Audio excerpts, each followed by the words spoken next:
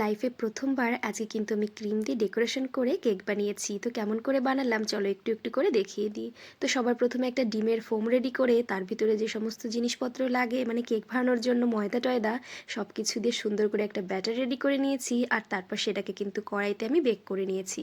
তো দেখতেই পাচ্ছ কেকের কালারটা এতটা সুন্দর হয়েছে, দেখে মনে হচ্ছে কিন্তু মাইক্রোওভেনে বানিয়েছি, কিন্তু আসলে এটা কিন্তু আমি কড়াইতেই বেক করে নিয়েছি। তো এটা হয়েছিল একদম স্পঞ্জের মতন, মানে চাপ দিচ্ছিলাম ডেবে যাচ্ছে, আবার হাতটা তুললে কিন্তু জায়গাটা আবার ফুলে উঠছিল।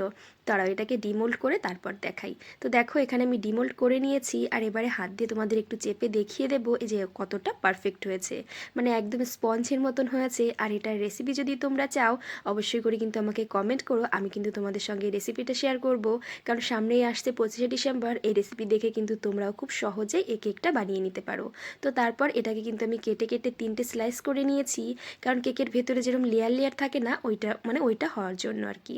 তো তারপর আমি ক্রিম কিনে নিয়ে এসেছিলাম, আর এবারে ভালো করে ক্রিমটাকে আমি বিট করে নিয়েছি। আর তারপর যে স্লাইসগুলো করে রেখেছিলাম ওর উপরে মানে একটার উপরে ক্রিম দিয়ে তারপর আর একটা স্লাইস দিয়ে এরকম পরপর করে এই যে আমি সাজিয়ে রেডি করে নিয়েছি। এটা কিন্তু ক্রাম কোট করে নিয়েছি। এবার এটাকে আমি ফ্রিজে রেখে তারপর ফ্রিজ থেকে বের করে ফাইনাল ডেকোরেশন কিন্তু আমি করে নিয়েছি।